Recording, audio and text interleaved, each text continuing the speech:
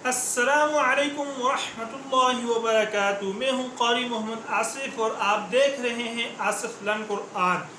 दोस्तों, आज इंशाअल्लाहुल अज़ीज़ हम लहन जली की वो कौन सी सूरतें हैं जिससे नमाज फासद हो जाती है, आज हम आपको ये लहन जली की सूरतें बताएंगे। जिन साथियों ने चैनल को सब्सक्राइब नहीं किए हैं वो सब्सक्राइब करें, लाइक करें, शेयर करें ताकि मज़ीद वीडियोस आप तक पहुंच सके। तो दोस्तों, अगर आपने ऑनलाइन कुरान मजीद की तालीम हासिल करनी हो तो स्क्रीन पर दिए गए नंबर पर आप रब्ता कर सकते हैं, या अगर आपने इसी सबक को सुनाना हो तो आप वॉइस मैसेज के ज़रिए व्हाट्सएप पर भेज सकते हैं। इंशाअल्लाहुल अज़ीज़ हम आपकी पूरी इस्लाह करेंगे। तो दोस्तों, कल हमने लहन और उसकी किस्में और लहन का मतलब हमने बयान किया था। आज हम ये बताएंगे कि लहन जली की कौन सी सूरतें हैं जिससे नमाज भी फासद हो सकती है। तो दोस्तों, कल हमने लहन जली का मतलब पढ़ा था कि लहन जली का माना है खुली और बारी गलती। खुली गलती इसको इसलिए कहते हैं कि इसको हर वो शख्स समझ सकता है जिसका तजवीद के साथ मामूली से भी ताल्लुक होगा, और बारी गलती इसको इसीलिए कहते हैं कि बाज़ औक़ात ये गलती करने से नमाज फासद हो सकती है। तो जानिए वो कौन सी सूरतें हैं जिससे नमाज भी फासद हो सकती है। लहन जली की 5 सूरतें हैं।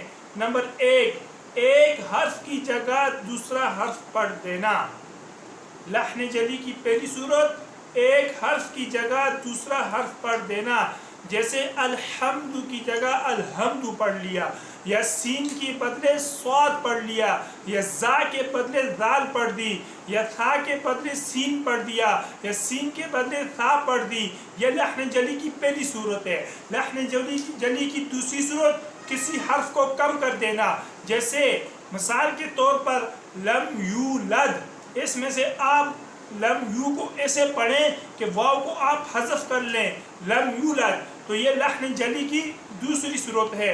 नंबर 3, किसी हर्फ को ज़्यादा कर देना। ये लहन जली की तीसरी सूरत है कि किसी हर्फ को ज़्यादा कर देना।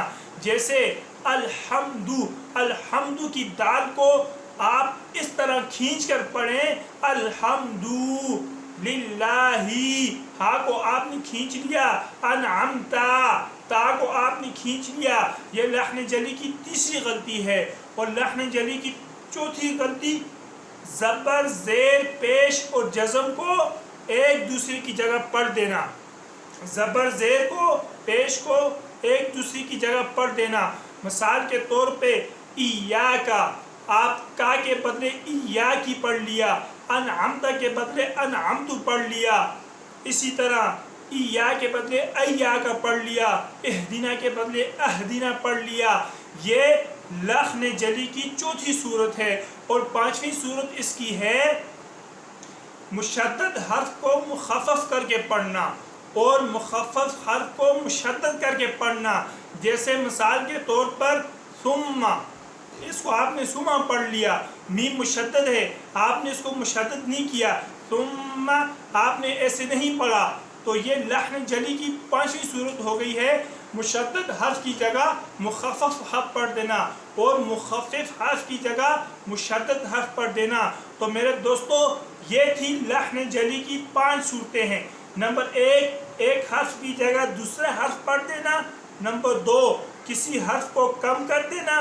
नंबर 3, किसी हर्फ को ज़्यादा कर देना। नंबर 4, ज़बर ज़ेर पेश और जज़म को एक दूसरे की जगह पढ़ देना। नंबर 5, मुशद्दद हर्फ की जगह मुखफ़फ़ और मुखफ़फ़ हर्फ की जगह मुशद्दद हर्फ पढ़ देना। यह लहन जली की 5वीं सूरत है। तो मेरे दोस्तों, लहन जली का हुक्म क्या है? लहन जली का हुक्म यह है कि ऐसी गलती करना फासद है। लहन जली का हुक्म है ऐसी गलती करना हराम है, और इस बाज़ औक़ात ये गलतियां करने से नमाज भी फासद हो सकती है। तो मेरे दोस्तों, आप इन गलतियों की इस्लाह कीजिए, इन गलतियों की इस्लाह करें अल्लाह के लिए। आप देखें, अगर आप में ये गलतियां हैं तो आप अपनी इन गलतियों को दुरुस्त करें। आप हमसे रब्ता कर सकते हैं।